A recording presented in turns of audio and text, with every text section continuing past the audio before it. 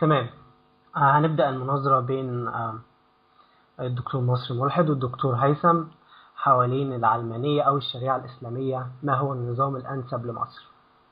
اتفضل يا دكتور هيثم، قدامك 5 دقايق. ابدأوا دلوقتي. الحمد لله والصلاة والسلام على رسول الله صلى الله عليه وعلى آله وصحبه وسلم. حديثنا الليلة بمشيئة الله تعالى عن العلمانية والإسلام، أيهما أفضل لعالمنا المعاصر.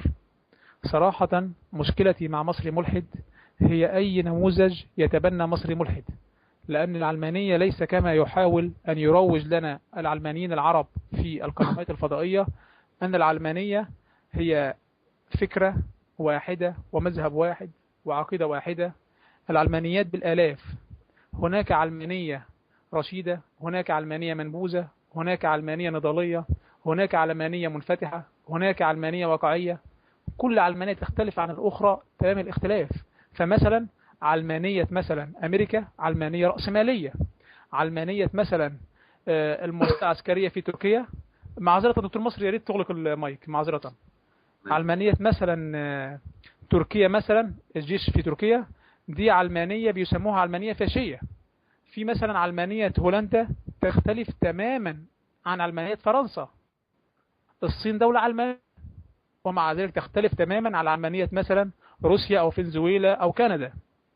فالعلمانيات بالآلاف، وكل فلسفة ترى أنها الصح وتريد أن تغري باقي الدول باتباع هذا النموذج. يعني كل فلسفة علمانية، كل مذهب علماني يرى أنه المذهب الذي من المفترض أن الكل يطبقه ويسير في اتجاهه. فالعلمانيات كثيرة، العلمانيون كثر، كل مذهب يختلف تمام الاختلاف عن المذهب الآخر. داخل الدولة نفسها تجد الأحزاب العلمانية تختلف في قيمها العلمانية وفي مدى التزامها بالقيم العلمانية. فمثلا في هولندا هناك يمين متطرف وهناك يسار وهناك ما إلى ذلك، وفرنسا نفس الأمر. فالمذاهب العلمانية بالآلاف، والفكر العلماني نفسه بحاجة إلى تحديد من هو قبل أن يحدثنا عن نفسه. في بلادنا العربية مثلا عمرو حمزاوي علمانيته تختلف تماما عن رفعت السعيد، ولا أريد أن أقول أن كل منهما يعني في صدام تام مع الآخر، وكل منهما يرى أنه الصواب، وكلاهما علماني. فأي علمانية يريد زميلنا واحد، وأي مرجعية يريد أن يتبناها، هل توجد مرجعية قيمية أخلاقية في إطار ديني أم في إطار مادي إلحادي؟ يعني مثلا علمانية أمريكا هي علمانية في إطار ديني، علمانية إسرائيل علمانية في إطار ديني، علمانية مثلا الصين علمانية في إطار ماركسي شيوعي ورأسمالي، الاثنين مع بعض مش عارف إزاي. مثلا عندك في أفريقيا كثير من الدول العلمانية، ليبيريا، السنغال، ومع ذلك لا يصدر في إعلامنا العربي أي حديث عنهم، لأنها علمانية تكسف. علمانية السنغال أو علمانية هي علمانية وتطبق كل قيم العلمانية، لكن بما أنهم في مؤخرة الدول فكريا واقتصاديا ما ينفعش الحديث عنهم في الإعلام. فالعلمانيات كثيرة والمذاهب العلمانية لا أول لها ولا آخر.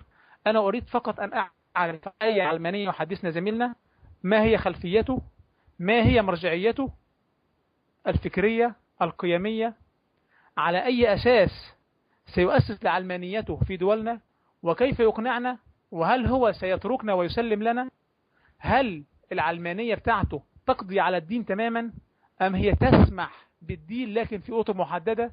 وهذا طبعا يكون في صدام بعد كده مع الإسلام. لا يعني أريد أن أطيل. لك اللقط يا زميلنا مصري ملحد. على فكرة أنت ما خدتش الوقت بتاعك كامل، فبالتالي لو نزلت عن وقتك مش هقول للمصري ملحد إن هو ياخد أقل من الوقت لا بتاعه. لو طبعا هو عاوز طبعا ياخد هي 5 دقايق حد أقصى. بتاعته نعم في ياخدها. حد أوكي. أقصى. اتفضل. أوكي. اتفضل. اتفضل يا مصري ملحد، قدامك 5 دقايق حد أقصى. ماشي، اوكي. اول نقطة هو عشان يكون في تعريف محدد حوالين الكلمة نفسها بتاعت العلمانية.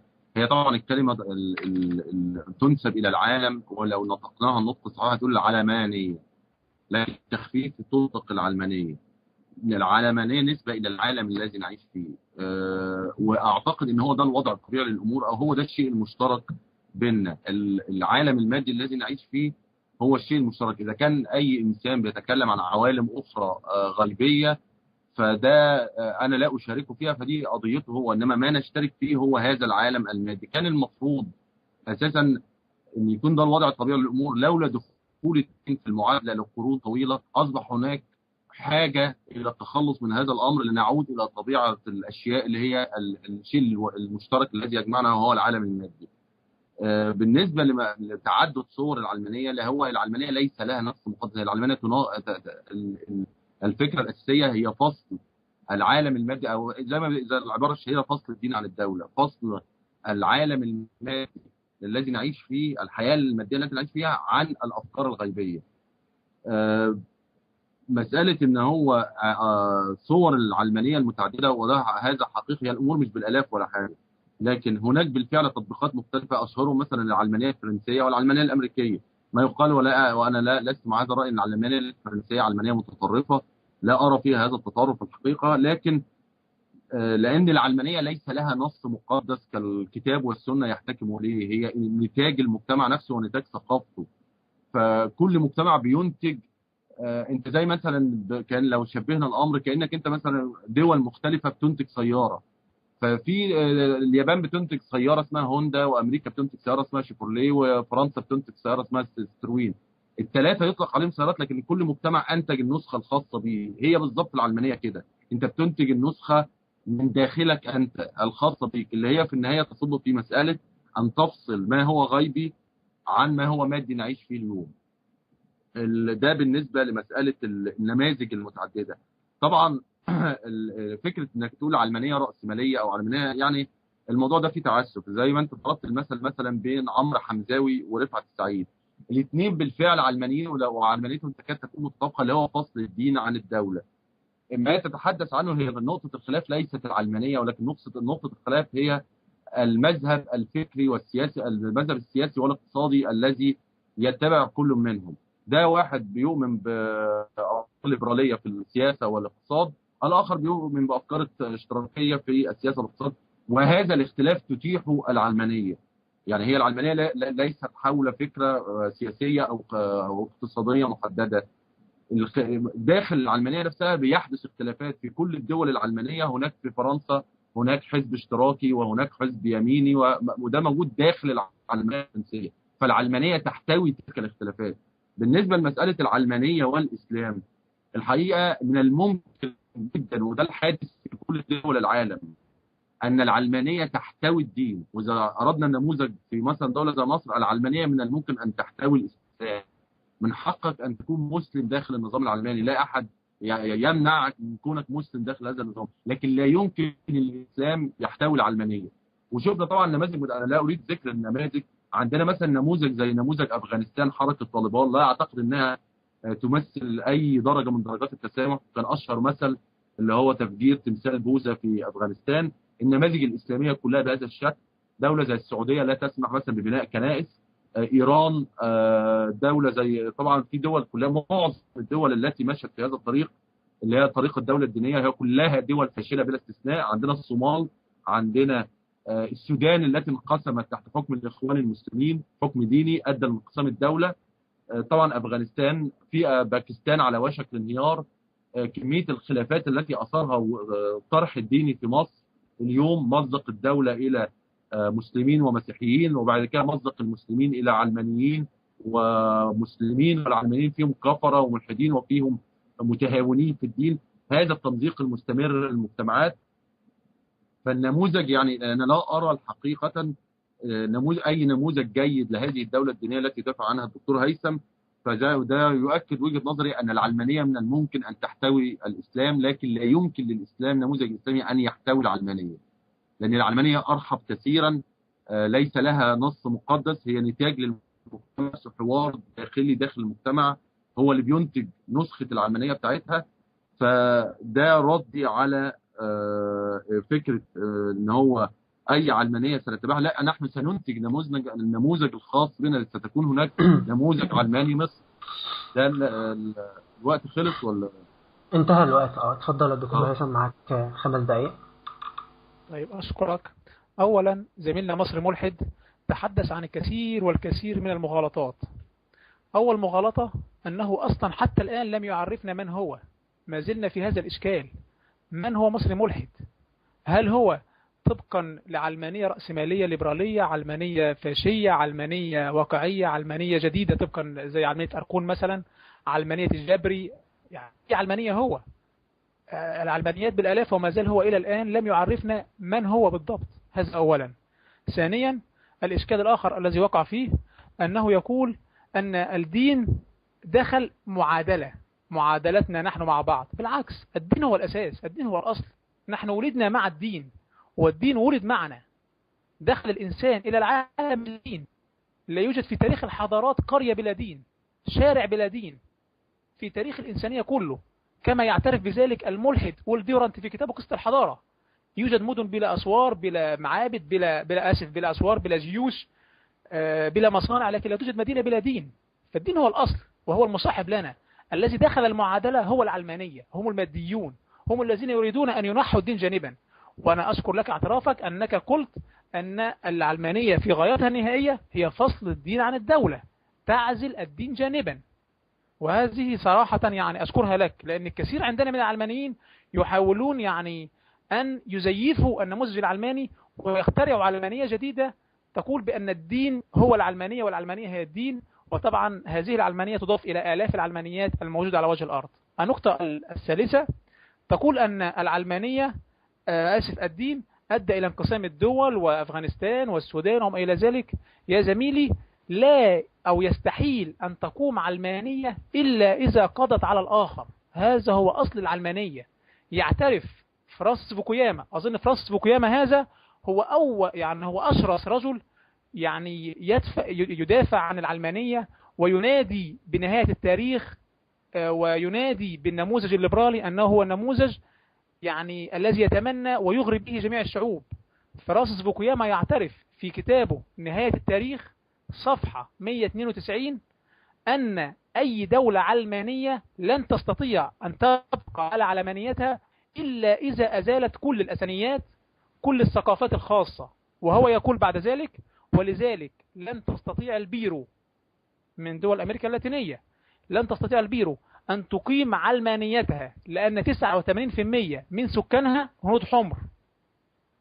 يكمل فوكوياما ويقول: وكان لزاما على المسيحية أن تلغي نفسها وتصبغ نفسها بالصبغة العلمانية قبل ظهور الليبرالية. فرانسيس فوكوياما في الصفحة التالية مباشرة يعترف اعتراف يعني الرجل يعني علماني، مؤسس علمانية يغري بالعلمانية كل أحد، يعترف في الصفحة التالية مباشرة يقول، وطبعا ارجع لهذا الكلام صفحة 193، يقول: الإسلام على العكس من ذلك فهو ديانة شمولية تسعى إلى تنظيم كل مظاهر الحياة البشرية بما في ذلك المجال السياسي، والإسلام يتمسك بمبدأ المساواة بين الناس، غير أنه من الصعب جدا أن نوفق بينه وبين الليبرالية، وأنا أقر على ذلك. يستحيل أن يوجد إسلام وليبرالية، إما إسلام وإما ليبرالية، هذه مسألة منتهية. أما قصة ينضوي تحته فأقباط مصر يعيشون في مصر منذ الفتح العربي، ولولا الفتح العربي لاندثر الأقباط. يعني دائما هناك مقولة مشهورة: الأرثوذكسية في مصر هبة الإسلام. وكان ساعتها بابا الإسكندرية كان هارب على وجهه 20 سنة في الصحراء، وكان أخوه اتحرك قدامه قبل ما يهرب، فاكتشف ان هو عليه الدور في انه يتحرج على يد المستعمر الروماني، فكان هارب. ما أنجأ الإسلام إلا وطمئن وعاد إلى كرسيه، وبدأت تعود الأديرة والكنائس إلى عملها في ظل الإسلام. أنت تحدثني عن نموذج طالبان ونموذج ما إلى ذلك، هؤلاء يقتربون من الدين بقدر ويبتعدون عنه بقدر، فما اقتربوا فيه أصبنا معهم، وما ابتعدوا فيه اختلفنا معهم. هذه هي بداية الحوار ونهايته مع قصة طالبان أو السودان وما إلى ذلك. في المقابل العلمانية تبيد الآخر، ربما إبادة بالسلاح كما حدث مثلا في فيتنام، حيث أبادت أمريكا النموذج الفيتنامي، أبادت 1,000,000 شخص فيتنامي فقط لاختلافهم في تعريف العلمانية. زي ما حدث كوريا الشمالية كوريا الجنوبية، الاثنين علمانيين. كوريا الشمالية تريد أن تبيد الجنوبية والعكس كذلك. عندك الكيوبيك في كندا، عندك في أسبانيا الجماعات المسلحة منفصلة باسك، إقليم الباسك. فالانفصالية هذه أو ما إلى ذلك، يعني هذه فكرة موجودة في النموذج العلماني بكثرة، وهذه تدينك مع نظرة أنا أطلت. انتهى الوقت، ماشي لك الله. انتهى الوقت، اتفضل يا دكتور مصر ملحد، معاك 5 دقايق. معرفش يعني لا نريد ان ندور في دوائر مفرغه. انت بتقولي ما هو النموذج بتاعك؟ النموذج الخاص، انا ليس لدي نموذج خاص، المجتمع نفسه هو ينتج نموذجه الخاص. كل ده تحت شعار فصل الدين، وهي انا مصمم تماما واكررها، فصل الدين تماما عن الدوله. انا لا اخجل من هذا الامر تماما يعني. المجتمع هو اللي بينتجها، لكن تحت هذا الشعار، تحت شعار العلمانيه.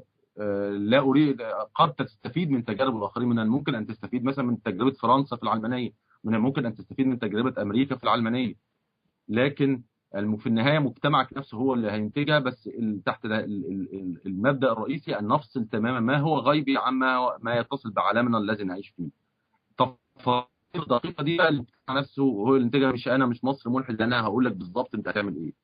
لكن اي تصرف في المجتمع من الممكن ان نتخذ مقياس فصل الدين عن الدوله، ده نقيس عليه هل التصرف ده او السياسه دي او القانون الذي تم وضعه هل ده مطابق مساله فصل الدين عن الدوله، ام حدث خلط بين الدين والدوله. في يعني مثلا النموذج الامريكي، انت من حقك ان تمارس طقوس دينك وتفر ايه هي في بحريتك، لكن مثلا الدوله ليست ملزمه انها تدرس الدين في المدارس اللي هي بتاع المدارس الحكوميه، لا يوجد تدريس دين، واي خروج على هذا الامر بتبقى فيه ليه عواقب وخيمه.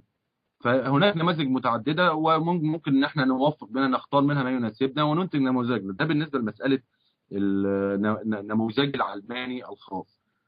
في نقطة اللي هي الثانية بتاعت تزييف العلمانية، وأقول لك إنك شكرتني لأني أوضحت الصورة وأنها فصل الدين عن الدولة، وده لازم يكون واضح تماما.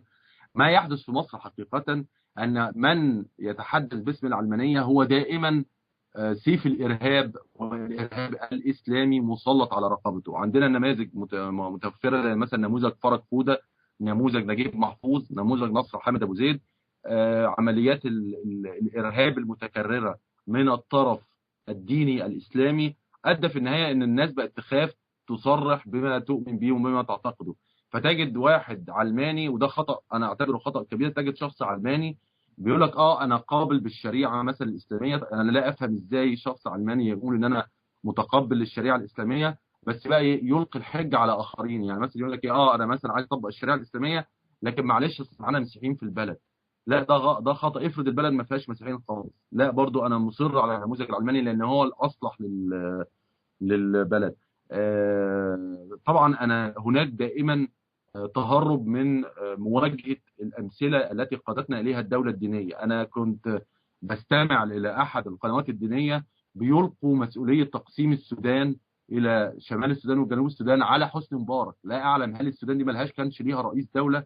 ألم يكن بها حسن الترابي التابع للإخوان المسلمين هم الذين صنعوا بالسودان هذا الأمر؟ لأن بالتالي أنت عايز تفرض عقيدة، قوانين مستمدة من دين آخرين في نفس الدولة لا يؤمنوا به. النتيجة النهائية أن السودان انفصلت دولتين النهاردة، والقادم أسوأ. فلا نظام زي نظام طالبان دمر تماما دولة زي أفغانستان. هنقعد بقى نقول هم كانوا، لا، هي المشكله ان نفتها في النموذج الديني، ليست مشكله جماعه طالبان جماعه اصوليه دينيه هي اللي وصلت افغانستان لهذا. كل الدول بلا استثناء، الدول الدينيه لا يوجد نموذج ديني دوله دينيه واحده ناجحه، في حين ان انا عندي استعداد ان انا اقول قائمه كامله بالدول العلمانيه التي يعني اصبحت في مقدمه دول العالم. فاذا يعني كان دائما الحجه التي تطلق ضد الشيوعيين يقول لك ان هم الشيوعيين بيتحججوا يقول لك ان النظريه صحيحه لكن التطبيق خاطئ، وكان الاسلاميين يسخروا منهم وهي بالفعل يستحقوا السخريه.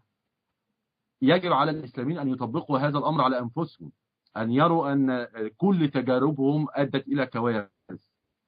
لا، انا اريد من الزميل دكتور هيثم بالفعل ان يذكر لي نموذج دوله واحده دينيه ناجحه، وانا هسيب المناظره واعترف ان انا اتهزمت، لانه بالعربي لا يوجد هذه الدوله على ظهر هذه الارض. لان دوله دينيه ستعني صراعات دينيه، واحنا شايفين النهارده في مصر صراعات بين يعني الامثله مثلا في عجاله سريعه كده، الخلافات القائمه الان بين محمد عبد المقصود ومحمد سعيد الرسلان، بين فوزي السعيد وحزب النور الذي يطلق عليه اليوم حزب الظلام، واللعن والسب الذي يمارسونه ضد بعضهم البعض. ده نتيجه، هي دي نتيجه الصراع الديني. دائما عندما تعتقد انك انت تمتلك الحقيقه المطلقه، فدائما المخالف حتى لو هو كان من نفس جماعتك ينتمي لأهل السنة والجماعة، سينتهي الأمر بصراع وشقاق وتكفير، ولو الناس دي كان عندها تمتلك أسلحة كنا تحولنا إلى ميليشيات. وده حادث في دول أخرى، دخول الدين في خلط الدين بالسياسة. انتهى الوقت. في لبنان. ماشي اوكي. انتهى المايك بعد كده هينتقل اوتوماتيكيا يا جماعة، يعني اما اقول انتهى الوقت على التكست يتفضل المتناظر الاخر لاستكمال المناظرة. معاك المايك يا دكتور هيثم، 5 دقايق. مرحبا. اولا للأسف الشديد في المداخلة الثالثة ما زال زميلنا مصري ملحد لم يحدثنا ما هي علمانيته، وربما أكون أنا الذي أخطأت فلم أوضح له المقصود من السؤال. أنا أقصد يا مصري ملحد أي نموذج تريد أن تتبناه، نموذج شيوعي ماركسي لينيني ماوي، كلها أنظمة شيوعية، ولا نموذج رأسمالي، وأي نموذج رأسمالي تتبناه؟ ده مقصودي من السؤال. ما هي العلمانية اللي تريد أن تتبناها؟ ما زلت أصر العلمانيات بالآلاف، أنا فقط أريد النموذج الذي تريد تطبيقه في العالم العربي. هل هو نموذج رأسمالي؟ أي نموذج رأسمالي مقصود عندك؟ هذا ما أريده، وهذا ما زلت أنتظر السؤال حتى تبدأ المناظرة القضية. النقطة الثانية وما زلت أشكر عليها، يقول أن العلمانية في الأصل هي فصل الدين عن الدولة، وهذا هو الأساس، إزاحة الدين جانبا. النقطة الثالثة يقول في أمريكا من حقك أن تمارس دينك، وطبعا يعني لنا أن نضحك على هذه الكلمة كما أحببنا. فأنا أعترف بالفعل أنه داخل النموذج العلماني من حقي أن أمارس ديني، لكن مع الوقت ما الذي يحدث؟ يعني أنا أعطيكم مثال. المجتمع السوفيتي ده مجتمع ملحد من الأول، دي مسألة خلاص منتهية. ناخد مجتمع زي المجتمع الإسرائيلي، هو مجتمع علماني ذو مرجعية دينية، يعني أفضل بكثير حتى مما يتحدث عنه مصر ملحد. ده مجتمع ديني ذو مرجعية، مجتمع علماني ذو مرجعية دينية. ماذا حدث في النموذج الإسرائيلي؟ صارت الآن إسرائيل طبقا لأمنون روبنشتاين، وهو من أكبر الصحفيين في إسرائيل، صارت الآن إسرائيل أكبر المجتمعات إباحية على وجه الأرض، وتمارس فيها جميع الانحرافات الجنسية. وشفنا السنة اللي فاتت المظاهرة بتاعت الشواذ، شيء مخزي ولا يوجد مانع من ذلك. فالعلمانية في الصورة الأولى هي يعني تقول لك اذهب وصلي في مسجدك، مع الوقت تنحي الدين سنة بسنة. شفنا في تركيا يمنعوا المحجبات من دخول البرلمان، شفنا في فرنسا يمنعوا المحجبات من النزول في الشارع. فإذا المسألة مسألة تدريجية مع الوقت. هو أي نعم يظهر بصورة لذيذة، لكن مع الوقت تظهر الصورة الحقيقية للعلمانية. أيضا النقطة الأخرى التي أشار إليها هي تقسيم السودان، وصراحة هذا أمر مبكي يعني للجميع بصراحة، لأن تقسيم السودان هو تقسيم جهود تنصير لا حدود لها، تمت في جنوب السودان وتمت في تيمور الشرقية. لذلك أنا قلت حتى في الفيسبوك في حسابي إن أحدث دولتين في العالم هم دولتين نتجوا عن جهود تنصير، جنوب السودان وتيمور الشرقية. جماعة نصروا قالوا لا يا جماعة احنا عايزين نعتزل عن الوطن الأم ويبقى لنا دولة خاصة بينا، لأن احنا هنلاقي اضطهاد جوه الدولة دي. حدث الانقسام، فشيء محزن ومخزي ان التنصير يصل إلى هذا الحد. فده أمر مش عارف أنا ايه حاجتك فيه وايه يعني استنادك إليه، لكن النموذج السوداني طبعا هو نموذج طبعا لك الحق أن تتحدث عنه، لكن ليس لك الحق أن يعني تجد داخله مبرر. بخصوص الانقسام هستخدم الحجة المقابلة. الاتحاد السوفيتي ما أن أعلن سنة 1989 عن انهيار النموذج الاشتراكي وتبني النموذج الرأسمالي إلا وانقسم إلى بضع 10 دولة، اتفكك كله. ده اتحاد سوفيتي علماني 100%، ملحد 100%. مجرد ما أنه أعلن عن تبني نموذج ليبرالي داخل البرلمان الألماني انهار تماما وانقسم إلى عشرات دول، تقريبا 11 دولة، وحدث فيه التفكك المشهور والمشهود. كوريا الشمالية والجنوبية كلاهما علمانية، وكلاهما إلى الآن نظر الحرب تأتي وتروح. تحدثني أيضا عن علمانية وجمال العلمانية. يا زميلي العلمانية فخ كبير ومضحكة لأقصى غاية. كل الفكرة هي أنها تقدم لنا المسرحية الهزلية التي أنت أيضا تتحدث عنها، وهي التعايش والمحبة وما إلى ذلك. لكن في الأصل ابحث مثلا عن ديفيد إيرفينج الكاتب المسكين الذي ما أن تحدث عن مذبحة النازي إلا وتم تدميره، ما أن شكك في النازي ومذابح التي قامت اليهود. أختم في 30 ثانية عن نموذج ديني ناجح، نموذج عمر بن عبد العزيز، دولة قامت عظيمة. نموذج الملك ابن سعود عندما أقام السعودية، وكانت ساعتها طريق الحج هي طريق قطع السرقة والنهب وما إلى ذلك. ما أن مسك الحكم ابن سعود إلا وأعاد الأمان، وأصبحت الآن السعودية أقل دول العالم جريمة، أقل دول العالم تعاطي مخدرات، أقل دول العالم مسكرات، أقل دول العالم ارتكاب للجريمة. معذرة، أسف على الإطالة، الوقت انتهى، لكم لاقط. طيب، أول حاجة هو بيطالبني ما زال نفس السؤال اللي أنا بحاول أجاوب عليه، بس هو مش مقتنع بالإجابة، اللي هو بيقول لي أي نوع من أنواع العلمانية. لأن أنت المفترض السؤال الحقيقي يكون أي نظرية سياسية واقتصادية أنت تعتنقها، بس هو ده الموضوع ده منفصل عن مسألة العلمانية. العلمانية زي ما قلت هي مجرد فصل الدين عن الدولة، لكن ما تعتنقه من مذاهب ده شيء. هناك زي ما قلت لك في احزاب اشتراكيه علمانيه وفي احزاب ليبراليه علمانيه، ولكن كلهم ينضووا تحت هذا اللواء. بالنسبه لي انا شخصيا، لو انت عايز تعرف انا علماني، ممكن تقول علماني ليبرالي. انا اؤمن بالنظام الراسمالي، لو كان ده يجيبك على سؤالك. بس انا مش شايف ان الامر منفصل، يعني انا ممكن اكون علماني اشتراكي، وهناك كثيرين بهذا الوضع. فده اول حاجه بالنسبه لتصنيفي يعني الشخصي. بالنسبه كما لو كان يعني انت ضربت نموذج مثلا ان بمجرد سقوط الاتحاد السوفيتي فانقسمت الدوله بسبب الليبراليه. لا، ده لم يحدث، الامر ده لم يحدث، لم يكن هذا التفتت بسبب الليبراليه، لان هي الدوله السوفيتيه نفسها هي كانت دوله مصطنعه، هي دوله تحتوي في داخلها العديد من القوميات واللغات والاديان والاعراف المختلفه، كلها مضمومه قهرا تحت لواء الاتحاد السوفيتي. بمجرد ما سقط هذا اللواء اللي هو بيضم هذا الخليط، كل واحد يعني ذهب في طريقه. لم يكن بسبب تطبيق النموذج، هي لم تكن دولة زي مثلا دولة زي مصر متماسكة أو فيها نوع من أنواع الانسجام بين طبقاتها وطوائفها. لا، الأمر ده لم يحدث. وزي ما دول زي جورجيا، الشيشان، داغستان، كل الدول دي خليط من الأعراق والقوميات. فبمجرد سقوط السلطه المركزيه هي انفصلت. ده ليس بسبب اتجاه ليبرالي، وروسيا النهارده حتى ليس لها اتجاه ليبرالي واضح. يعني روسيا لا يمكن تصنيفها على انها دوله ليبراليه. ده بالنسبه لمساله الاتحاد السوفيتي. بالنسبه بقى للنماذج اللي انت بتقول عليها، النموذج الفرنسي اولا النموذج الفرنسي لا يمنع الحجاب، النموذج الفرنسي بيمنع النقاب، وانا مع منع النقاب، لان القضيه اذا هي موازنه بين الطرفين، طرف الحريه الشخصيه، وده كل انسان حر فيما يرتديه، من حق الانسانه انها فعلا ترتدي النقاب، ومن حق واحده برضه من وجهه نظري، وده شيء لان طبعا انا عارف ان هو غير مقبول بالنسبه ليك، لكن هو ده المفروض يكون من حق واحده انها ان شاء الله تنزل عريانه في الشارع، ده حقها. ده بالنسبه لمساله الحريه الشخصيه، فعلا من حق كل انسان ان يرتدي ما يريده.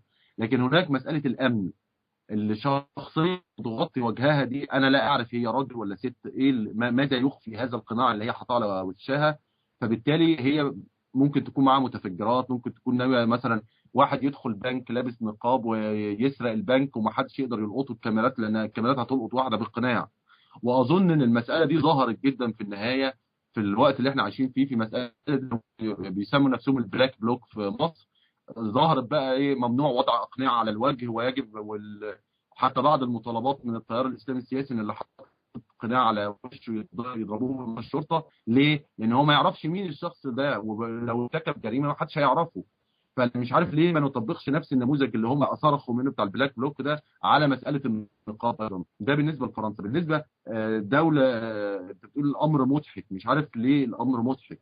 دوله زي امريكا من حقك حتى لدرجه انهم بنوا مركز اسلامي وحصلت ضجه على الموضوع ده، وفي الاخر برضه بنوه بحكم القانون جانب مركز التجاره العالمي الذي ضم في احداث سبتمبر. من حقك في امريكا ان تبني مدام على الارض ملكك، ان تبني مسجد في المكان الذي تريده، من حقك ان تمارس طقوسك وعباداتك بكامل مطلق الحريه. لا يمكن مقارنه هذا النموذج باي نموذج في العالم الاسلامي. دوله زي السعوديه، دوله كامله بتمنع بناء الكنائس، يا ريت السعوديه فقط. دوله زي مصر النهارده لما تبنى فيه كنيسه تجد ناس خارجين عايزين يهدوا الكنيسه. يعني ما دام هو يمتلك الارض من حقه ان هو يفعل بها ما يشاء. ده هو النموذج. وهي مصر مش دوله اسلاميه، لكن من يفعل هذا هم من يريدون الدوله الدينيه. فده بيدينا مؤشر عما يمكن ان يحدث للبلد في المستقبل. يعني بالنسبه انت برضو اشرت لمساله ديفيد ايرفينج والمساله الهولوكوست. هذه انا اولا ضد فكره ان انا اصدر قانون. دي حماقه ان انا اصدر قانون لمنع نقد شيء تاريخي. يعني انا اعترض عليها. لكن يجب لفهم الامر مساله هتلر والنازيه والمحرقه وهذه الامور ذكريات مؤلمه جدا اليوم في الوعي الاوروبي، وبيحاولوا ان يغلقوا هذا الملف ومش عايزين يعني يمتد فيه الحوار، لان هو نفسه صاحب الجريمه معترف بيها، واصحاب الشيء الذي طرأ على ارضهم يعرفونه جيدا. لا مجال للنقاش، والنقاش ليس هذا النقاش حوالين موضوع الهولوكوست. انتهى الوقت يا دكتور مصري. اتفضل يا دكتور هيثم. طيب، أولا أشكر مصر ملحد لأنه أخيرا تحدث عن النموذج الذي يريد تبنيه، وهو النموذج الليبرالي الرأسمالي. سنأتي لهذه النقطة إن شاء الله في مرحلات قادمة. يتحدث عن الاتحاد السوفيتي ويقول أنه دولة مصطنعة. إذن يا زميلنا، العلمانية لم تستطع جمع الشتات. إذن العلمانية فشلت. إذن العلمانية لم تستطع الإبقاء على الاتحاد السوفيتي كدولة متحدة. هذا أولا. ثانيا، أنت تقول أن الحجاب النقاب هو الذي يمنع.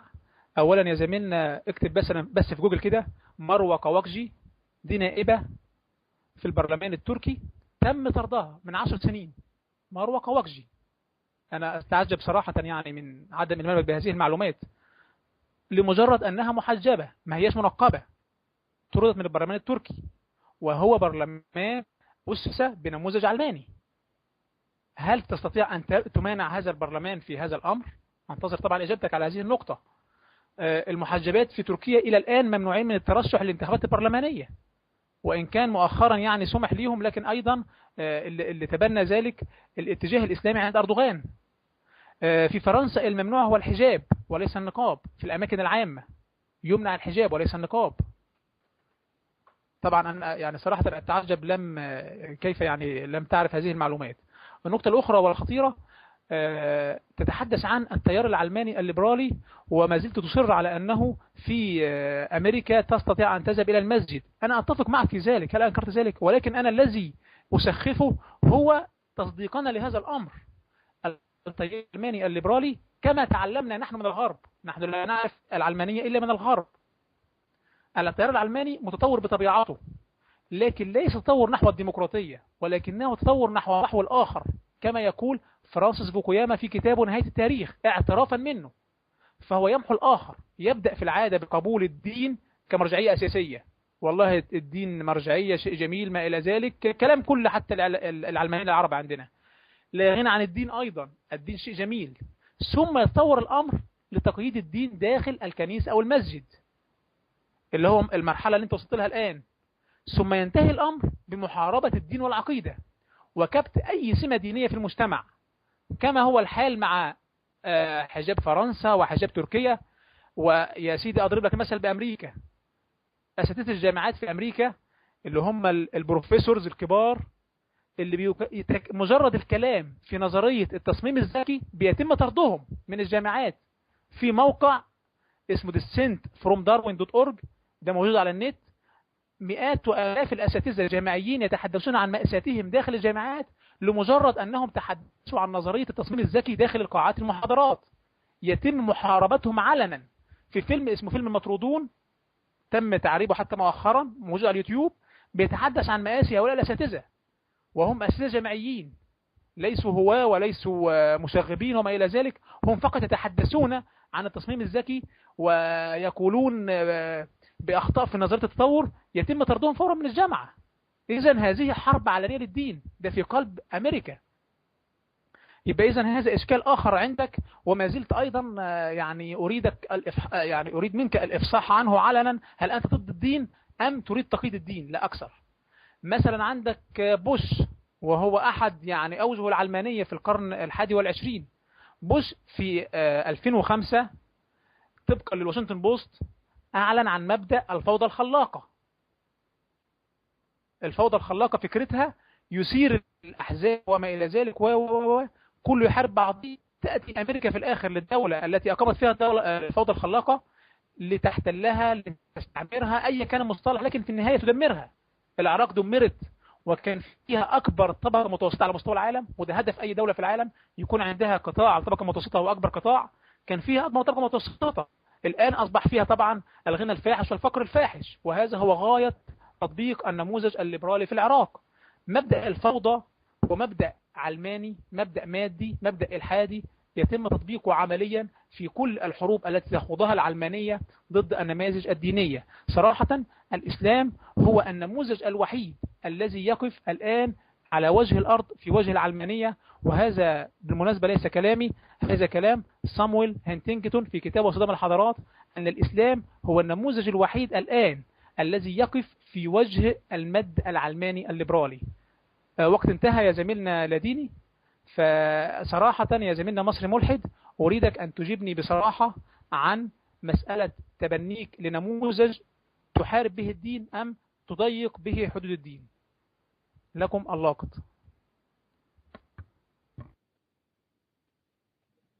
ايوه معاك.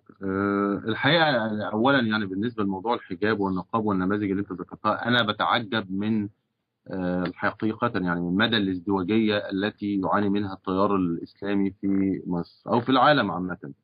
هو دائما انتوا دائما يعني تظهرون انفسكم بمظهر الضحيه التي يتعرضون للاضطهاد والمطارده والى اخر هذا الكلام. وطبعا الامثله بتقول مساله النقاب هو اللي ممنوع في الاماكن العامه، وانت ما جاوبتنيش على مساله الامن بالنسبه للنقاب. ده اول نقطه.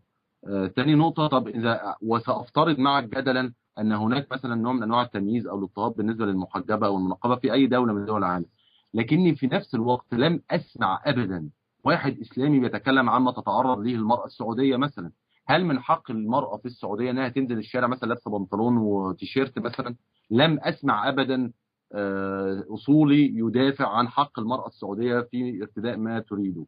فحتى على مساله قياده السيارات ممنوعه في السعوديه، لم اسمع اصولي ينتقد هذا الامر. فلا اعلم لماذا الكيل بمكيالين اذا اردت ان تتكلم عن مساله الحريه. فعلى الاقل يعني طبعا لم اسمع اصولي يدين ما كانت تفعله طالبان في افغانستان، والمقاطع موجوده على اليوتيوب تشهد بما كانوا يفعلونه. فلا يعني ارجو ان احنا نخرج من مساله الازدواجيه هذه. انا اوضحت موقفي في النقاب بمساله ان انا معترض عليه من وجهه نظر امنيه، ويجب ان تناقشها. هذا الامر يجب ان تناقشه في برضه في ضوء مساله البلاك بلوك اللي اعترضوا عليه. بالنسبه بقى للنموذج الامريكي وان النموذج العلماني بيبدا الاول بقبول بالدين وبعد كده بيحاصره ويحاول ان يقضي عليه، هي الامر ليس هكذا. حقيقه ان يعني هي الامر كانها بضاعه في سوق، كل انسان بيقدم بضاعته والامر متروك عرض وطلب. حقيقه الامر ان البضاعه الدينيه اصبحت بضاعه راكده وفاسده لا يوجد طلب عليها. البضاعه العلمانيه بضاعه جيده الصنع والمستوى. فالحصار مش ناتج لان فعلا هناك مخطط للقضاء على الدين، لان الناس بانتشار التعليم وبانتشار الوعي تلقائيا بتترك الدين وبتتجه الى ممكن بصراحه ممكن الكثيرين بيتجهوا الى الالحاد او اللادينيه ويصبحوا علمانيين. فالامر المشكله مش في العلمانيه هي التي تحاصرك، المشكله في بضاعتك انت اصبحت عفى عليها الزمن. انت كانك جاي بتبيع مثلا العربيه من ايام اخترع في بدايات القرن او في نهايه القرن التاسع عشر، لانك عايز تبيع نفس السياره. لا، الناس النهارده بتشتري عربيات مختلفه تماما، احدث واكثر تطورا. فده المشكله عندك في بضاعتك انت وليست في العلمانيه التي تحاصرك. لكن العلمانيه هناك علمانيه بالفعل. او انت سالتني انا تحديدا هل انا ضد الدين ام عندي استعداد للقبول بالدين بمستوى معين؟ الحقيقه اولا وانا ذكرتها لك في السابق ان انا بالفعل ضد الدين. انا ارى ان الدين قوه سلبيه في المجتمع وقوه بتجذبنا للخلف، وده اللي انا تناقشنا فيه قبل ما نبدا تلك المناظره. هو مساله ان مصر بالفعل كانت دوله تطبق الشريعه حتى دخول نابليون مصر. كان نتيجة هذا الأمر نابليون دخل مصر تحديدا سنة 1798. في هذا الوقت كانت الطباعة اخترعت بحوالي 4 قرون قبل هذا التاريخ. لم تكن مصر ولا العالم العربي كله يعلم أن هناك شيء اسمه مطبعة وطباعة بعدها اختراعها ب4 قرون. ده يوضح لك مدى عمق التخلف الذي كنا فيه، وكنا أيضا تحت راية الشريعة. ما اعرفش انت بتستدل بالدوله السعوديه بتقول لي ده نموذج ناجح عند الملك سعود. طب ممكن يعني تديني دلائل النهارده على مثلا مساهمات هذه الدوله في عالم العلم والتكنولوجيا والفكر والفن والادب؟ ما هي المساهمات؟ مساله انك انت بتقول السعوديه هي اقل دول العالم في مش عارف المخدرات والجريمه والى اخره، هذه الامور حقيقه ده غير صحيح بالمره. ليه؟ لان هذه الدول اساسا دوله زي السعوديه اولا ليس عندها نظام عمل حصر دقيق لتلك الجرائم، بتعيش في حالة إنكار ضخمة. يعني هناك كثير من الجرائم ترتكب في المنازل لا يتم الإبلاغ عنها.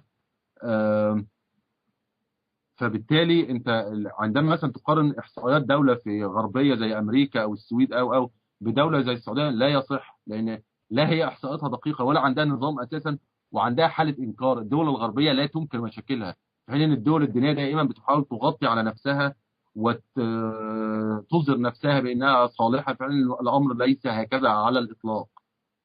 الوقت انتهى. ماشي، مرحبا. اولا النقاط التي اثارها مصري ملحد، ابدا بالنقطه الاخيره وهي مساله السعوديه لماذا لم تقدم نموذج علمي؟ صراحه هذا السؤال سئمنا من كثرته. اين النماذج العلميه وما الى ذلك؟ العلم لا علاقه له اطلاقا بالنموذج الحاكم، وهذا المفترض أن نتفق فيه سويا. لا توجد علاقة بين العلم والنموذج السياسي الحاكم، لأن العلم محايد. حمض زائد قاعدي يساوي ملح زائد ماء، بغض النظر من الذي قام بهذه التجربة، هل هو سلفي، هل هو ليبرالي، هل هو شيوعي. العلم وظيفته تنحصر في وصف حقائق الكون. فالعلم قرين بمن يدفع أكثر. ادفع هتلاقي بحث علمي محترم. عندك جامعة زي جامعة هارفارد في أمريكا، أنا قرأت لها ميزانية بحث علمي 20 مليار دولار سنويا. دي تفوق ميزانية البحث العلمي في جميع الدول العربية. إذا هذه مشكلة يعني نتفق سويا لحلها، وليس أنت تعاندني فيها. يعني هذه مشكلة نحن يعني نبكي لها ولا تحتاج إلى التشهير. النقطة الثانية التي أنت أثرتها مسألة نابليون، وأنه أتى إلى مصر ويعني وأظهر المطبعة وما إلى ذلك. هذا أمر المفروض مخجل للنموذج العلماني، لأن المدفع الذي حمله نابليون في حملته كان أول منتج علماني يراه الشرق. أول منتج علماني شفناه هو المدفع. البواخر الغربية التي مخرت النيل حملت مدافع لا خبز. هذا هو النموذج العلماني. الآن تطور الأمر قليلا. المدفع استبدل بقاذفات ألغام. البارود بتاع نابليون استبدل بأسلحة مغطاة باليورانيوم. أنت تعلم أن العراق تحتاج إلى 1,000,000 سنة للتخلص من اليورانيوم المنضب في الحرب الأخيرة. فإذا هذا إشكال يعني صراحة أنا أتعجب له. فالعلمانية عادة لا تطور مفاهيمها إلا داخل إطار علماني. المعادلة هي علمانية، مادة، مصلحة، عقل. أي تطور خارج هذا الإطار ليس علماني. إذا العلمانية تدور في إطار المادة، إطار المصلحة. إذا آمنت بقيم المفردات الغير مادية تخرج بذلك عن النموذج العلماني. الآن داخل النموذج العلماني المادي، ما هو الأصل؟ هل أنت؟ لا طبعا، أنت لا شيء. هل أنا لا شيء. هل الإنسان ككل؟ لا طبعا. الأصل في النموذج العلماني هو المادة. المادة هي المركز الكامن، هي أصل الأشياء. لذا تتم تصفية الإنسان داخل النموذج المادي لحساب المادة نفسها. ولذلك ظهر البعد الواحد عند هربرت ماركوز، ظهر ما بعد العلمانية، ما بعد الحداثة. أليست هذه مصطلحات تخرج من قلب العلمانية؟ وكلمة ما بعد هذه تعني فشل النموذج القائم. فالإنسان مع الوقت يفقد قدرته على التجاوز وعلى النقد، ويظهر الكائن المادي، اللطخة المادية ثلاثية الأبعاد، الكائن الحيوان البيولوجي الدارويني. هذا هو الذي يظهر في النهاية، وتتم تصفية الإنسان لحساب المادة. لحساب المصلحة المادية. ولذلك يقول فاكيلاف هافل الكاتب المسرحي اللي اتعين رئيس التشيك بعد ذلك، يقول حينما أعلنت العلمانية أنها الحاكم الأعلى في هذه اللحظة بدأ العالم يفقد بعده الإنساني. أنت لم تجبني عن منع مثلا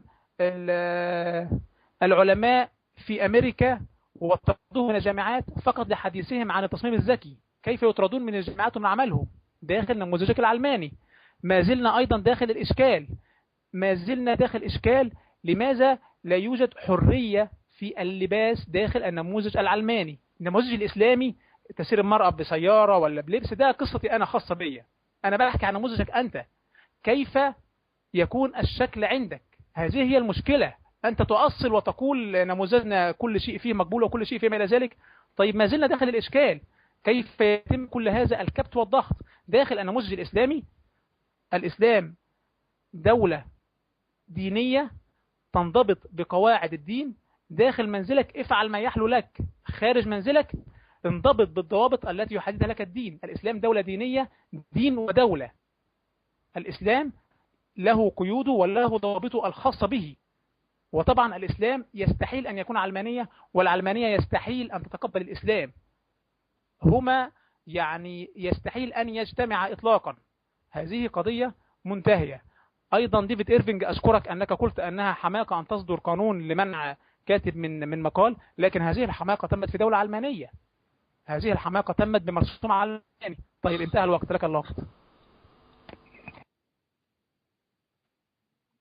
برضه هجيب لك من الآخر، العلمانية ليست نص مقدس يجب اتباعه، وإن ممكن يتوجه ببساطة شديدة جدا انتقادات لأي نظام علماني، زي ما أنا قلت لك على موضوع مثلا سن قانون لمنع الحديث عن مسألة معينة، زي ما مثلا حصل في فرنسا بالنسبة للهولوكوست.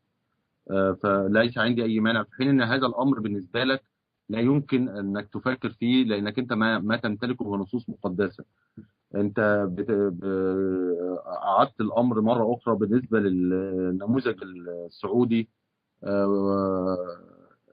اولا واستشهدت بهارفارد انها بتصرف 20 مليار دولار، انا لا اعلم حقيقه، لكن هل السعوديه تنقصها اموال حتى لا تصرف على البحث العلمي؟ لا، الحقيقه لا.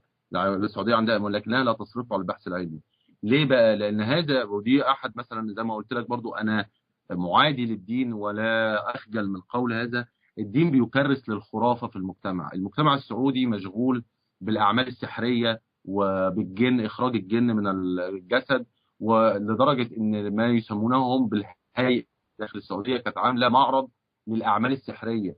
هذه دولة تؤمن بالسحر، أنا لم أرى شيء مشابه قبل ذلك. دولة بتؤمن بالسحر وبتعمل له معارض بأنها قبضت على ساحرين وساحرات ولا آخره. فلا أعتقد أن دولة بتفكر بهذا الشكل ممكن أن تنتج أي إنتاج علمي، وندع العلم جانبا.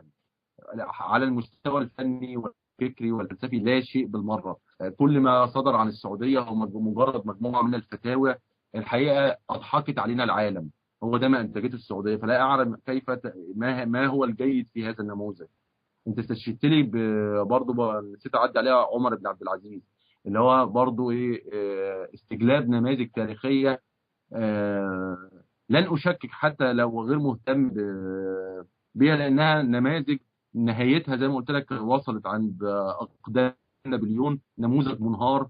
انت تكلمت عن موضوع نابليون والمدافع، هو بس هي القضيه، العيب مش ان نابليون بيمتلك مدفع، لانك انت لو كنت تمتلكه كنت هتستخدمه برضه.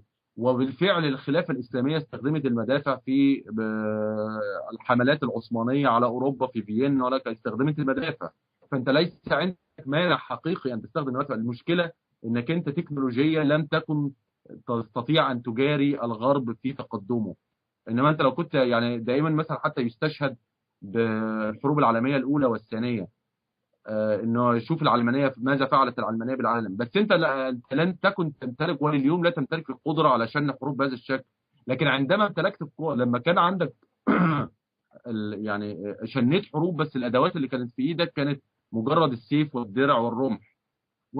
فانت عندك مبدا الحرب اوريدي موجود. يعني معظم دول اللي هي النهارده بتسمى دول اسلاميه هي ناتجه عن عمليات غزو تمت من الجزيره العربيه الدول المحيطه بها.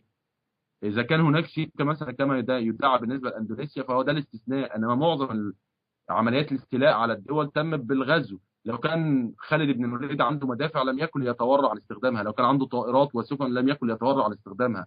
فلا تقدم لي الاسلام ان هو دين سماحه او شيء من هذا القبيل. لم تكلمني عن انت مساله الازدواجيه لم تجيب عنها. انت عندما تخاطبني عن مثلا مساله الحجاب والنقاب، وبرضه ما جاوبتش على مساله منع النقاب باسباب امنيه، ده من حقي زي ما كانوا عايزين يمنعوا البلاك بلوك. وبعدين انت دائما لما تتكلم عن مساله الحجاب والنقاب انت تخاطبني بالحريه. اذا قبلت بمبدا الحريه فاريدك ايضا ان تتحدث عن المراه السعوديه وتشوف حريتها، والمراه في افغانستان وفي منطقه القبائل في باكستان وفي كل الدول الخاضعه للنماذج الدينيه. لكن لا تكلمني عن الحريه وانت لا تؤمن بها. ده نقطه. مساله العلماء في التصميم الذكي هذه مجموعه، يعني اليمين المسيحي في امريكا يقوم بعمليه بروباجندا لانه يعلم تماما ان نظريه التطور تضرب المعتقد الديني في الصميم. وهم نفس القضيه، هي نفس قضيتكم برضه، حاله اصوليه دينيه يريدون ان يدافعوا عن معتقدهم الديني، فبيثيروا اللغط دائما حول تلك القضيه. ان مئات والاف العلماء طردوا، هذا لم يحدث. وحتى هناك علماء ما زالوا مؤمنين برغم انها نسبه ضئيله جدا، لكن ما زالوا يعملوا في جامعاتهم ومعاهدهم. يعني ولم نسمع مثلا ان عالم ضرب بسكينه. مثلا ما اتكلمتيش عن موضوع فرج فوده ونجيب محفوظ، ايه رايك في هذه القضيه؟ لم نسمع عن شيء مقابل مثلا واحد عالم اتضرب بسكينه او بمطوه في امريكا. لم يطرد عالم. ما هي دي بروباجندا بيمارسها اليمين المسيحي من اجل مهاجمه نظريه التطور لاغراض دينيه وليست لاغراض علميه على الاطلاق، لا علاقه لها بالعلم. انتهى الوقت. ماشي. طيب مرحبا. أولا زميلنا مصري ملحد يتحدث مرة أخرى عن السعودية وأنها لا تنفق في البحث العلمي وأن الدين يكرس للخرافة. طبعا صراحة هذا أمر صادم. هذا أمر يقول إما رجل فعلا كما أنت توصف نفسك حاقد على الدين، أو رجل لم يقرأ جيدا في التاريخ.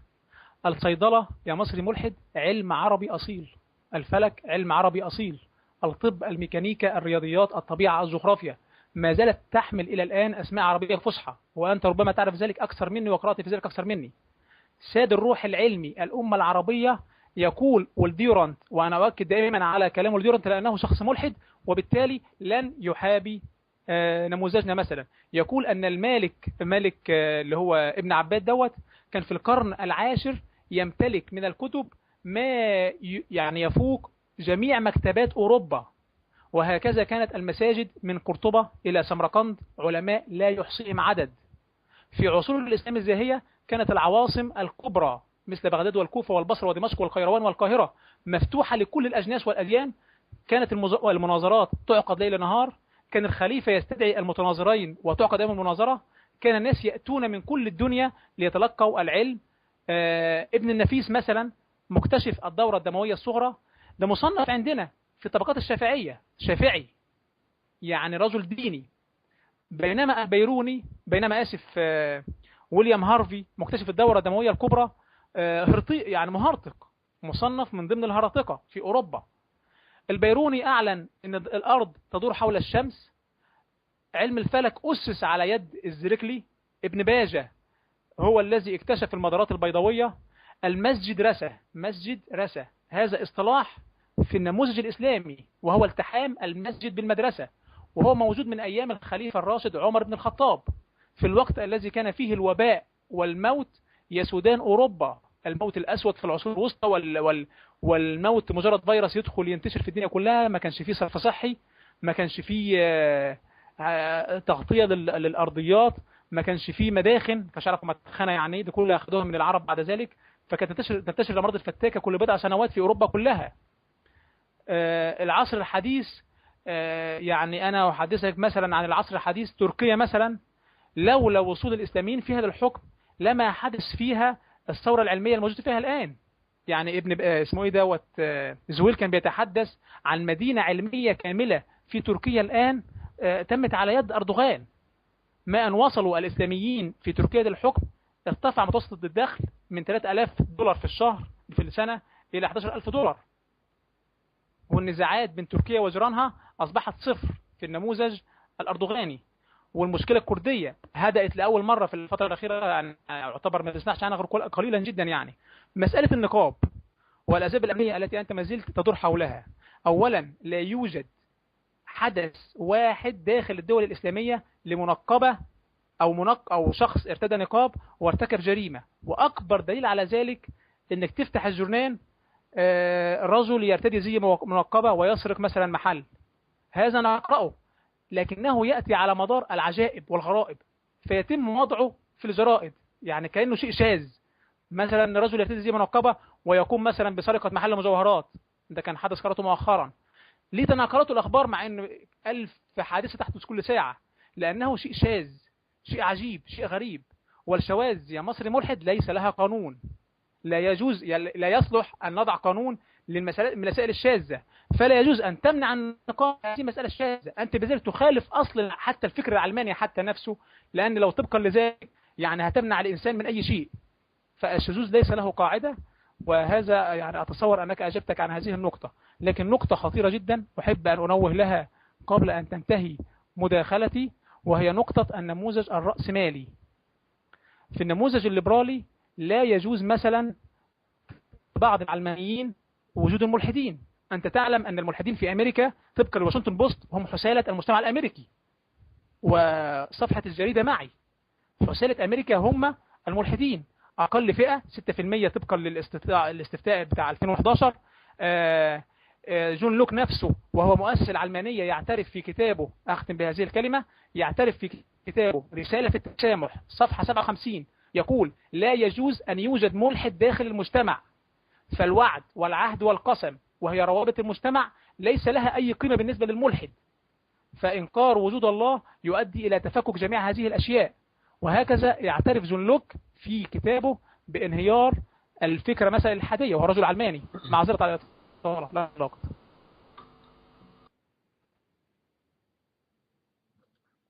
اول حاجه بس عايز نقطه عايز اتكلم فيها، مساله الاصرار على ان تركيا او ما تسميه انت بالنموذج الاردوغاني هو نموذج اسلامي. الرجل وبمنتهى الصراحه وجاء الى مصر واعلن ان تركيا دوله علمانيه. انا لا اعلم من اين اتيت بهذا النموذج الاسلامي الذي تدعيه لتركيا. تركيا ليس دوله، لا علاقه بتعريفك انت للدوله الدينيه اللي هو الاسلام المهيمن على كل شيء. هذا غير حادث على الاطلاق وغير حقيقي. يعني مش، وبعدين بالنسبه للمشكله التركيه برضو للاسف المشكله الكرديه لم تنتهي، ما زالت موجوده وما زال الصراع قائم. بس ما يعني مش عايز اخوض في مساله المشكله الكرديه لانها مش مشكله اعراق وعناصر ومش قضيتنا. لكن في النهايه تركيا حتى بقياده اردوغان هي دوله علمانيه بامتياز، فيها كل ما يخالف شريعه الاسلام، وانت تعلم انا بتكلم على ماذا. فما اعرفش ازاي كانت يتم تصنيفها على انها دوله اسلاميه او ان النموذج ده نموذج اسلامي، لا اعلم حقيقه. بالنسبه لموضوع العلم عند العرب والاسماء الرنانه، وهي يعني كما لو كان دائما تظهر في شكل موضوع تعبير عن تقدم العرب وعلمهم والى اخره، وانا ذكرت لك هذا الامر قبل ذلك. اول حاجه احنا عندما نتكلم عن العلم التجريبي السائد اليوم في اخر 5 قرون، لو مسكنا ورقه وقلم ونقول انجازات العرب مثلا العلميه لن تتعدى نصف صفحه في كتاب مثلا مكون من 1000 صفحه او من 10000 صفحه، ده في اخر 5 قرون. بالنسبه للاسماء الرنانه اللي دايما بيتم ترديدها، البيروني وابن سينا والفارابي وهذه الاسماء، حقيقة الأمر هذه الأسماء عبارة عن اجتهادات فردية من هؤلاء الأشخاص، وليس علم تجريبي مؤسسي. واحنا اتكلمنا في الموضوع ده ان شخص ما اجتهد في مجال علم تجريبي وانجز انجاز ما، لكن بوفاته انتهى كل شيء لانه ليس مؤسسي، ليس له مدرسه. وضربت مثل قبل كده في مساله حتى الفقه، ان مثلا في مذاهب فقهيه اندثرت لانها لم تكن مؤسسه على اساس مؤسسي، زي مثلا الليث بن سعد فقهه انتهى لان لم يكن له تلاميذ او تلاميذه لم يهتموا بتسجيل فقهه. نفس الامر بالظبط حصل في العلم التجريبي عند العرب، هي كانت محاولات فرديه ولم تكن محاولات مؤسسيه، كما حدث بعد ذلك في عصر النهضه في اوروبا ان العلم اصبح تراكمي او المعرفه اصبحت تراكميه، لا ينتهي بموت الشخص، لان في مساله تراكم للمعرفه بسبب مؤسسيه العلم عندهم. وبالتالي احنا في القرون الخمسه الاخيره ليس لنا اي انجاز يذكر على وجه الاطلاق. وطبعا انا مساله ان يعني ان الدين بيؤسس الخرافه. ده احنا عندنا النهارده على قنوات التلفزيون بيشرحوا ازاي الرقيه والعلاج بالقران واخراج الجن من الانسان. انت المسلم بيعيش العالم محاط بكائنات، ليس فقط الله هو الشيء الغير مرئي، لكن هناك كائنات اخرى كثيره كالجن والارواح والعفاريت والى اخر هذا الكلام. فانت بتكرس لهذه الخرافه.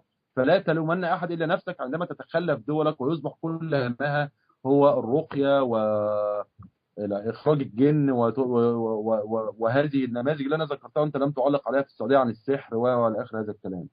ده بالنسبه لمساله العلم عند العرب. في مساله مهمه جدا ايضا، وانت انا لم اتعرض ليها، انك انت نفسك من الممكن ببساطه شديده جدا ان تكون ضحيه لدولتك اللي انت بتدافع عنها، اللي هي الدوله الدينيه.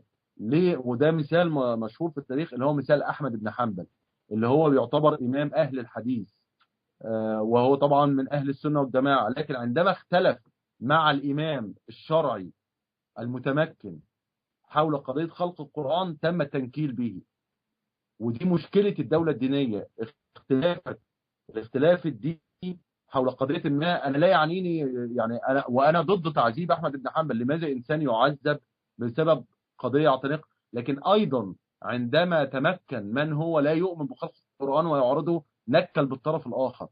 فانت حتى دولتك الدينيه اللي انت بتدافع عنها من السهل جدا انها تنكل بيه، في حين الدوله العلمانيه هي كل الاراء مطروحه، من حق كل انسان ان يقول رايه، والحكم متروك للجمهور في النهايه.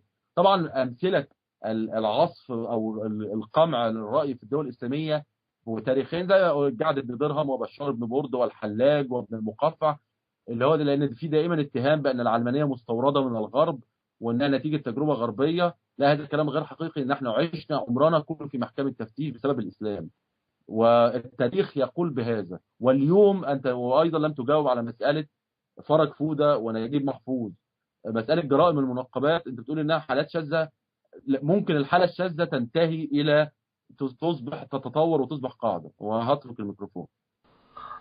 طيب كده الست مداخلات اللي انتوا اتفقتوا عليها انتهت وانتهت الساعة. هل هتزودوا الوقت وتكملوا مداخلات ولا لا؟ انا براحه الدكتور هيثم على حسب اللي هو يقول. طيب نخليها 3 تانية يا مصر الموحد ولا براحتك يعني؟ ماشي خلاص ماشي. ابدا مداخلتي. ممكن نزود الوقت شويه. لا خليها 5 علشان الفكره ما تضيعش وعلشان الحوار ما يشتتش. ماشي اوكي. ماشي ابدا مداخلتي ان شاء الله. اوكي اتفضل يا دكتور هيثم. في نقطه في غايه الخطوره طبعا لم نتحدث عنها حتى الان، وهي النموذج الليبرالي الرأسمالي. لكن قبل ان ننتقل له تحدث زميلنا عن العلمانيه التي توجد فيها كل الاراء مطروحه. يا مصري ملحد، جنة الشيوعي لن يدخلها الليبرالي. هذه قاعدة، جنة الشيوعي لن يدخلها الليبرالي. أنت تعلم وحدثتك منذ قليل عن زميل شيوعي ناظرته منذ فترة، فسألته لو أن الليبرالي أراد أن يقيم في دولتك قال باللفظ بد أن يقتل، وهذا طبقا لوثيقة الكولاج التي قال بها الملحد العلماني لينين رئيس روسيا، عندما قال اقتلوا اشنقوا اذبحوا كل شخص طبعا يعني يحتفظ بالملكية الخاصة اللي هي ضد النموذج الليبرالي، يعني ضد النموذج الشيوعي. النقطة الثانية، العلاج بالقرآن ليس خرافة يا مصري ملحد. اذهب واكتب كلمة ماسارو ايموتو على الجوجل. ده عالم ياباني اسمه ماسارو ايموتو، أثبت أن الماء تتغير جزيئاته باختلاف الكلام الذي ينطق بجانبه، ويعطي شكل رائع.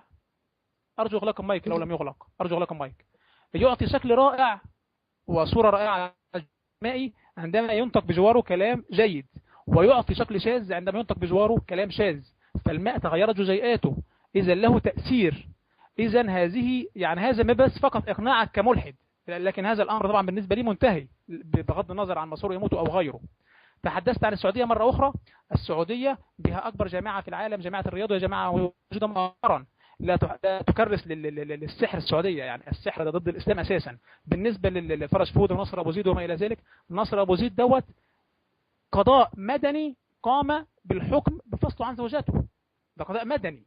يعني دوت انتوا مع بعض بقى حلوا المشكله دي وتعالوا كلمونا. عايز بس بسرعه انتقل الى النموذج الراسمالي، لان احنا عندنا المكسيك سنه 1982 قالت يا جماعه انا عايزه ابقى زي امريكا بالظبط، نفس الثقافه ونفس الفكر ويفصل بينهم من بعض. يمكن انت عارف الكلام ده، نهر جراند ريو لو انت غطست فيه عشان تبقى في امريكا. فالمكسيك نفس الثقافه ونفس الفكر ونفس المنهج. سنه 82 قالت انا عايزه ابقى امريكا. طيب يا مكسيك اتفضلي يعني طبقي هذه البنود، خصخصي كل التضخم بتاعك، طبقي النموذج العلماني. طبقت فعلا النموذج العلماني، خصخصت 1000 شركه، عقدت اتفاقيه النافتا اللي هي امريكا كندا المكسيك، عملت كل ما يطلب منها بالظبط، لدرجه ان في الثمانينات اشتروا حلل انجليزي، اشتروا احذيه نايكي، سيارات فورد، مضغوا لبنة تشيكلس، رقصوا شارلستون، كل حاجه عملوها، المطلوب منهم عملوه الحرف. كان ساعتها رئيس المكسيك اللي هو ساليناس كان يعني التلميذ المطيع، والمكسيك خلاص هتبقى دوله علمانيه راسماليه ليبراليه محترمه. سنه 1996 او 95 المكسيك اعلن انها دخلت النطاق العلماني الراسمالي الليبرالي. بعد 6 شهور بالضبط دخلت المكسيك الى عالم المجاعه، دخلت عمليا الى عالم المجاعه. كيف حدث هذا؟ طبقا للنموذج الرأسمالي انهارت المكسيك، وارتفع العجز في الميزان التجاري ليفوق العجز في جميع دول أمريكا اللاتينية، وأغلق 15,000 مصنع، وشرد 3 مليون مواطن. والمكسيك ساعتها أخذت أكبر قرض في التاريخ من أمريكا 82 مليار دولار، وده أكبر قرض طبعا باستثناء قرض مارشال يعني، لكن هو يعتبر أكبر قرض لدولة، 52 مليار دولار.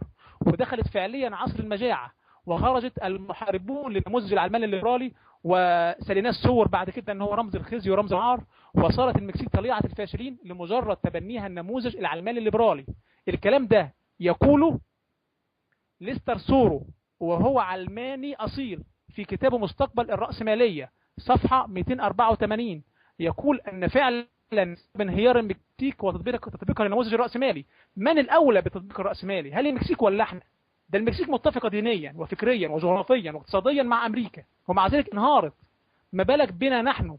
يعني حتى لذلك يقولون أن الذي يريد أن يدمر دولة غير ليبرالية يطبق عليها النموذج الليبرالي، وهذا أصبح الآن مشاهد في أي دولة حوالي ذلك.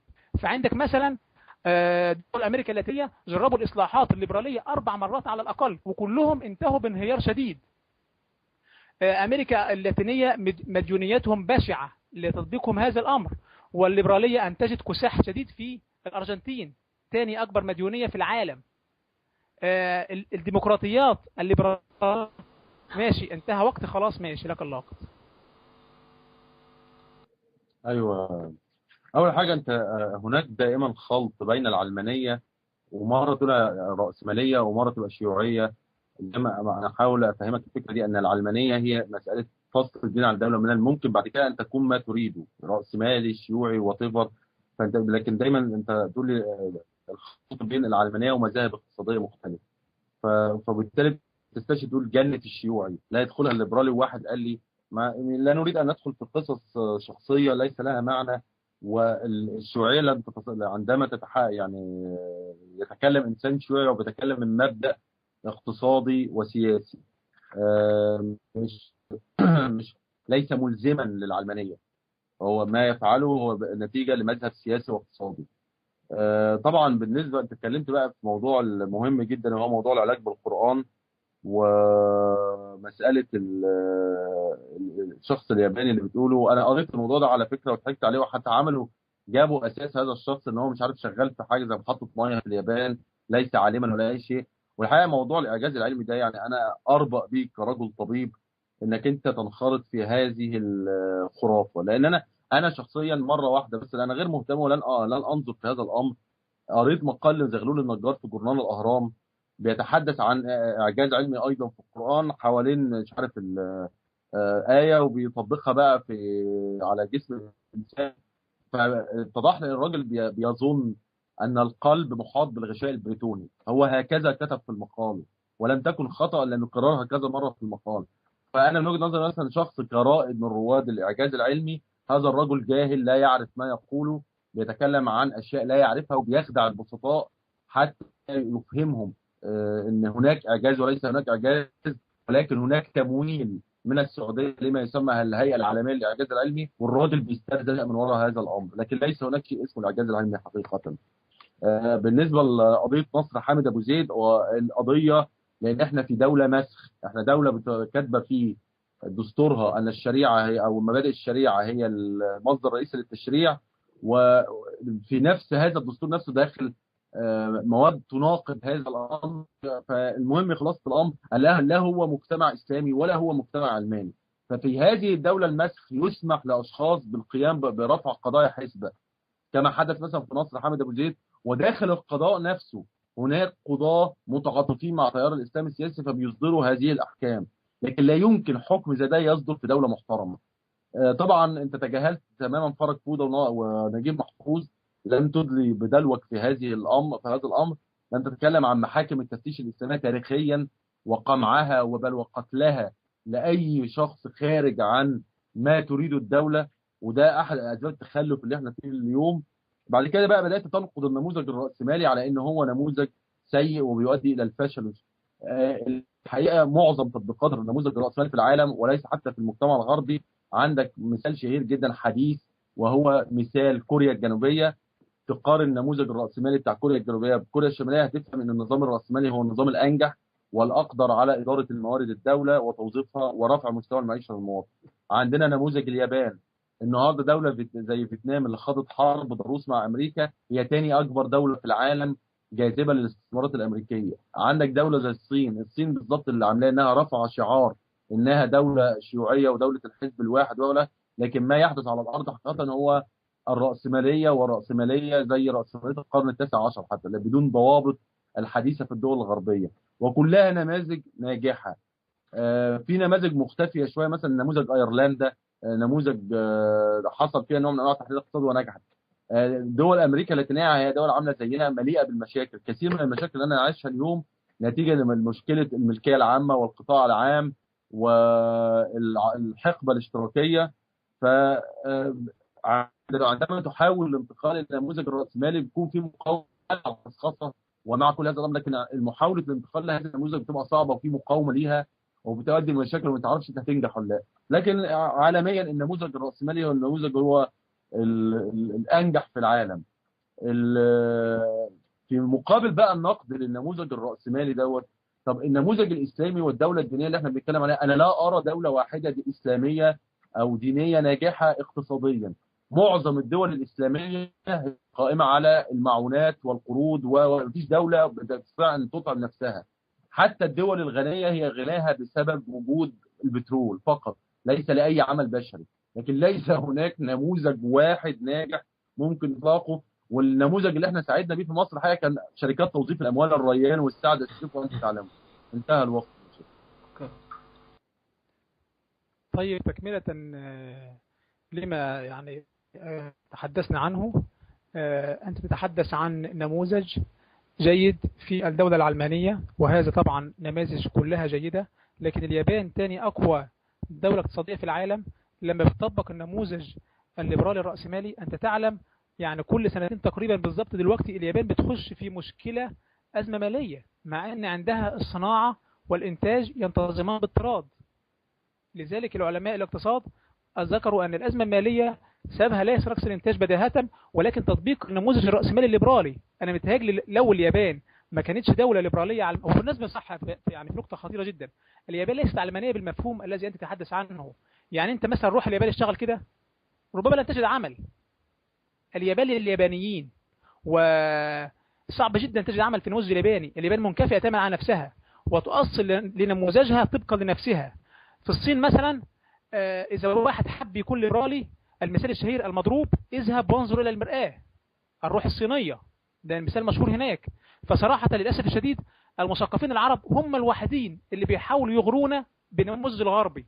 معروف ان المثقف اللي بيخرج خارج دولته ويسعى في الغرب ثم يذهب الى بلده، المفروض ده بيبقى حاجز او جدار سد ضد الاغراء بالنماذج الغريبه عن الدوله. لكن عندنا المثقفين هم اللي بيغرونا بذلك. في اليابان مثلا، وانت ذكرت اليابان كذا مره، واحد اسمه توكوشيما سوهان، ده كان خبير المدفعية اليابانية، ده قائد المدفعية اليابانية دوت حبس لأنه فكر ولم يفعل، فكر أن يتبنى النموذج الغربي في المدفعية، اتحبس لأنه خالف الروح اليابانية. فصراحة يعني الإشكال عندك وليس عندنا. أحدثك عن نموذج علماني آخر له كل احترام، نموذج هتلر.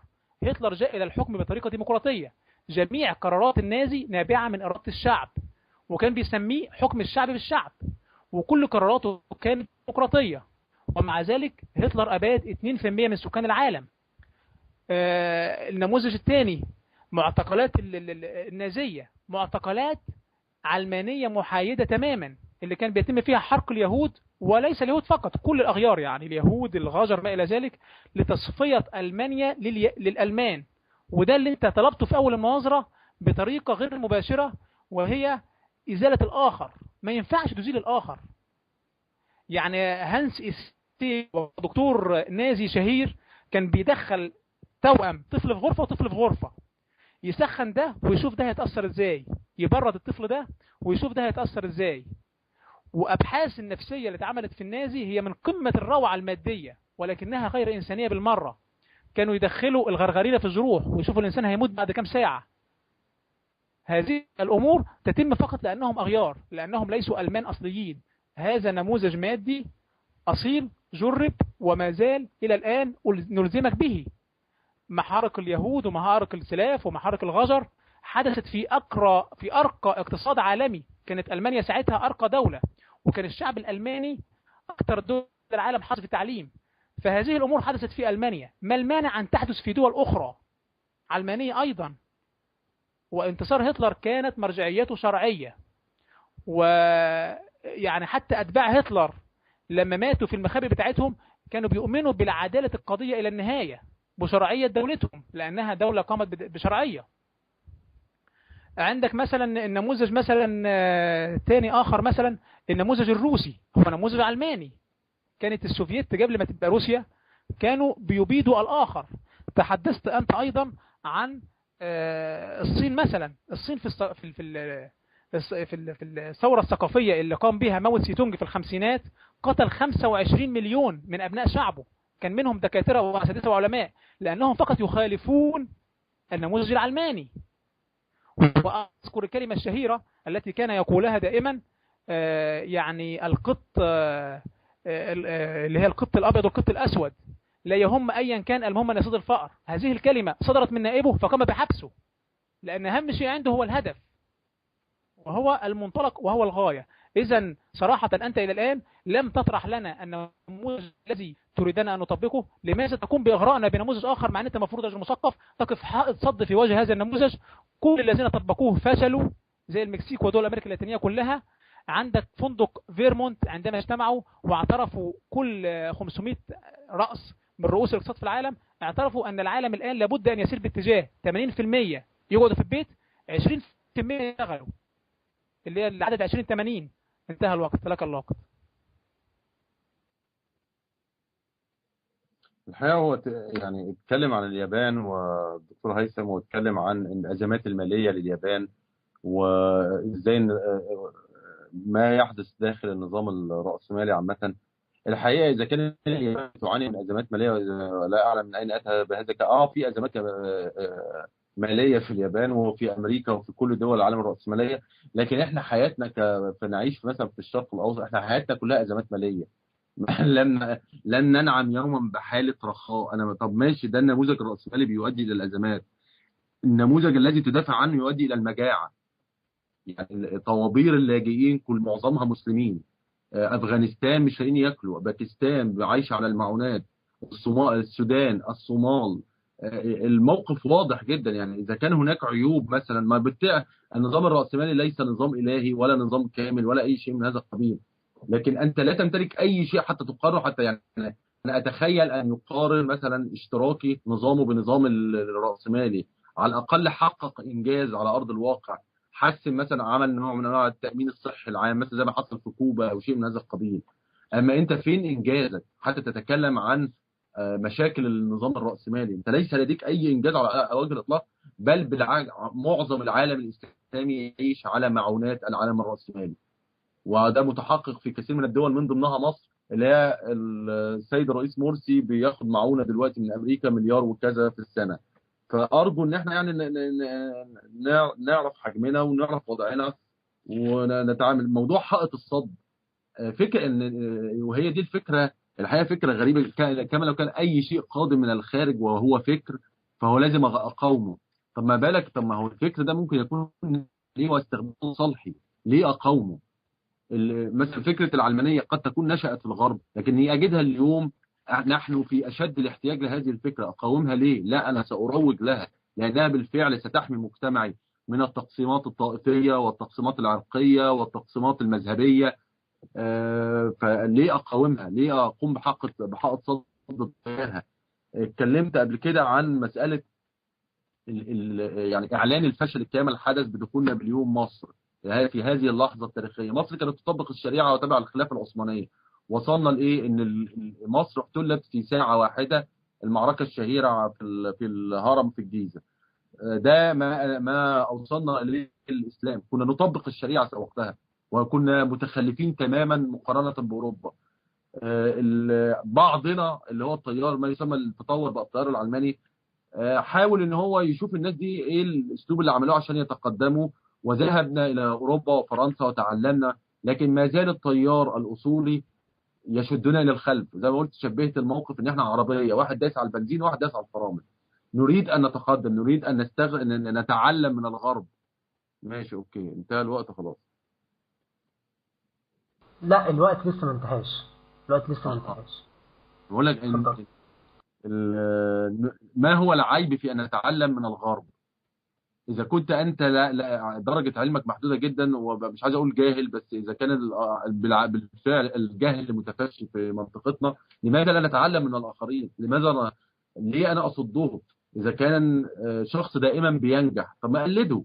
ايه المشكله في هذا؟ ليه يعني وليه اعتبار اي شخص ينادي بالعلمانيه كما لو كان خائن وعميل، وكما يحدث مع كل الشخصيات التنويريه في عالمنا، زي طه حسين وقاسم امين وسلامه موسى، كله اتهم بالخيانه والعمل الغرب بمجرد افكار بدائيه. يعني وده زي ما قلت لك قبل كده، التيار الديني على راسه الازهر المؤسسه الرسميه كانت عقبه في طريق انشاء اي يعني تطوير التعليم. مثلا في مصر مجرد انشاء مدرسه مدنيه في عصر محمد علي اعترض عليها الازهر.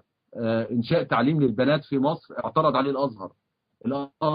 شيخ ازهري مشهور كان اسمه السادات اعترض على تزويج بنته بصحفي كانوا بيسموه ساعتها الجورنانجي لعدم التكافؤ. يعني ما زالوا مصممين على اكترار الافكار القديمه.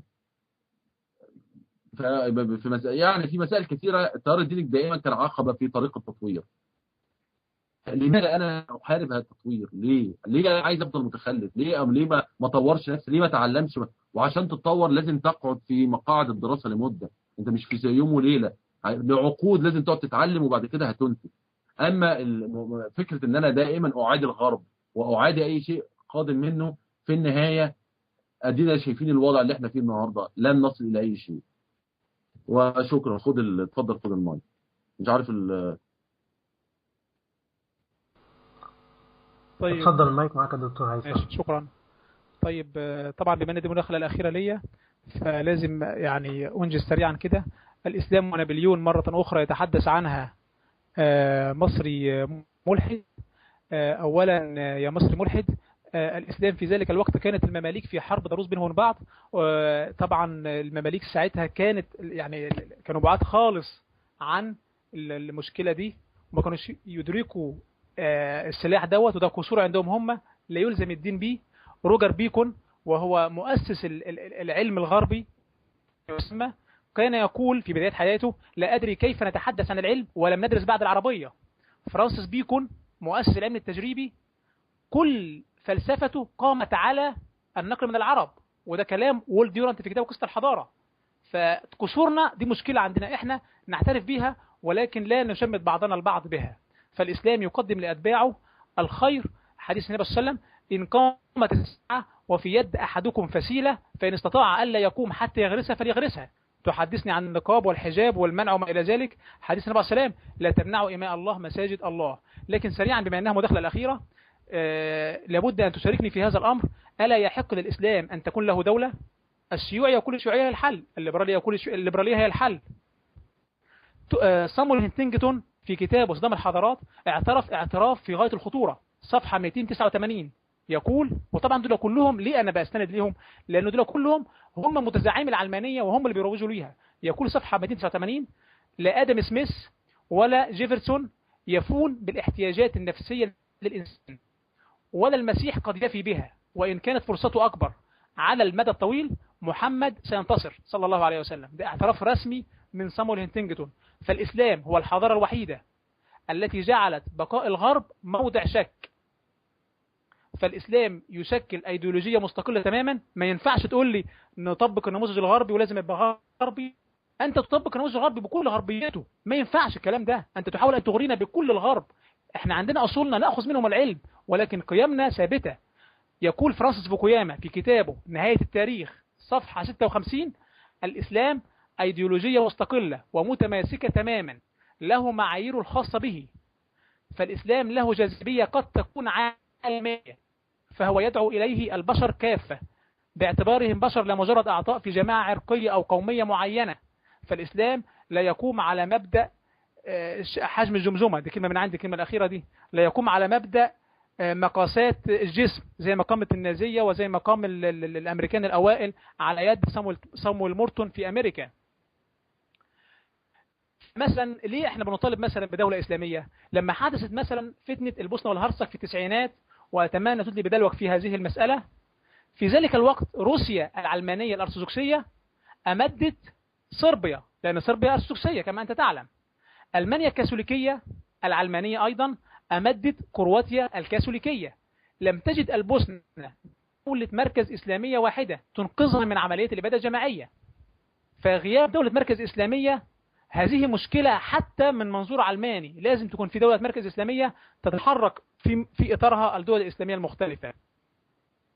النقطة المهمة والتي أريد أن أختم بها: العلمانية هي التي أسست للفلسفة المادية.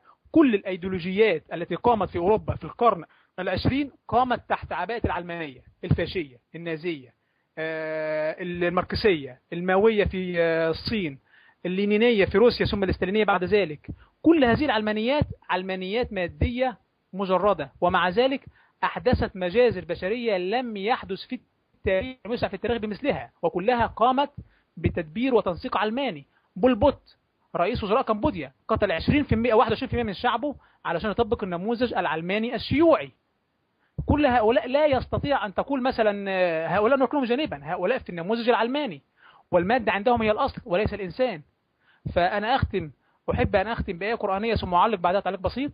يقول الله عز وجل في كتابه العزيز: إنا عرضنا الأمانة على السماوات والأرض والجبال فأبين أن يحملنها وأشفقن منها وحملها الإنسان. فالإنسان هو المركز والطبيعة هي الهامش. لو جعلت الطبيعة هي المركز ينهار تماما الإنسان وتنهار قيمه. لا تستطيع، وأنت إلى الآن لم تجب ما هي مرجعيتك القيمية والأخلاقية. المادة لا توجد فيها قيمة ولا تعرف القيمة. المادة الأقوى هو الأصلح والأصلح هو الأقوى. هذا ما تستطيع أن تستوعبه المادة. غير ذلك أنت تدخل ميتافيزيقيا داخل نموذجك. إذا أمدت إلهك فلا داعي أن تتمحك في ظلاله. تقيد بالعلمانية. انتهى وقتي. أسأل الله أن يهدينا وأن يهدي بنا وأن يجعلنا سببا لمن اهتدى. لك اللقب.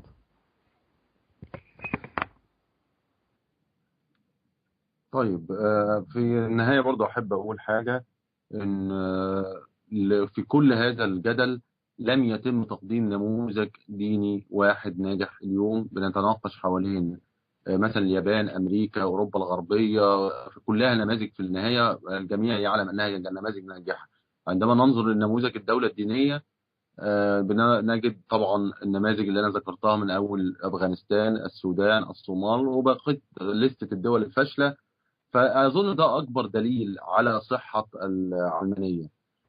هناك ولع بتلك يعني بالجماعات الإسلامية السياسي تحديدا بمسألة هتلر وستالين وبولبوت وذكر المجازر والمجازر.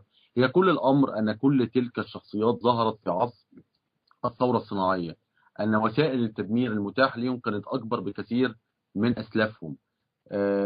إذا كنا عندما تدخل حرب بدبابات وطائرات وإلى آخره، فتتوقع أن تكون الخسائر بالآلاف. لكن عندما تدخل نفس الحرب بالسيوف الخسائر هتكون في حدود المئات. لم يكن يمتلك الأسلاف هذه الأسلحة ليمارسوا نفس عملية التدمير. لكن التاريخ مليء بالحروب الدينية، التاريخ مليء بالدم الذي يسيل من أجل هذا الإله الذي لم يره أحد. طبعا إذا الأخ الدكتور هيثم استدعى الصرب وما حدث في البوسنة والهرسك والجميع يدينه، لكن يجب أن يفهم الخلفية التاريخية لهذا. يجب أن يفهم كيف هاجمت الدولة العثمانية أوروبا وأجبرت الكثيرين على اعتناق الإسلام وبعمليات السبي للأطفال وتربيتهم في اللي هو سمي فيما بعد الانكشارية. نفس الموقف حصل أيضا في الهند. تاريخ دخول المسلمين الهند لم يكن تاريخ وردي، كان مخضب بالدماء، ولهذا السبب توجد لليوم صراعات بين الهندوس والمسلمين اللي في نتج مرة عنها تدمير اللي هو مسجد في الهند، مسجد شهير في الهند مش فاكر كان اسمه مسجد مش متذكر الاسم الآن. كل ده نتيجة للصراعات اللي بقى لها قرون، نتيجة لدخول الإسلام بالسيف الهند، وما زالت الصراعات دي قائمة لليوم. فالحديث عن انت بتتكلم عن شخصيات هتلر وستالين، دي بس شخصيات الايه ادوات التدمير المتاحه ليها كانت كبيره. ثاني نقطه، هذه الشخصيات لم تكن ما ارتكبوه هو كان بناء على ايديولوجيات سياسيه وقضيه لا علاقه لها بالالحاد ولا علاقه لها بعلمانيه. واذا اردنا الدقه، واحد زي هتلر ممكن اقول لك ان هو كان متدين، مش متدين، كان كاثوليكي. وذكرت لك في السابق ان حزام الجند الالماني كان مكتوب عليه بالالمانيه الله معنا. وهتلر احيانا كثيره كان بيلعب لعبه الدين لتحفيز جنوده. ده بالنسبه مثلا لشخصيه زي هتلر. الشخصيه اللي انا متاكد منها انه كان كاثوليكي وكاثوليكي متعصب مثلا واحد زي موسوليني، وهو مؤسس الفاشيه في العالم. ففكره لصق هتلر وستالين دائما بالعلمانيه وبالالحاد فكره باطله تماما، لكنهم لن يتوقفوا عن ذكر بول بوت كان شيوعي. بس بول بوت على فكره هو كان النظير الشيوعي لحركه طالبان.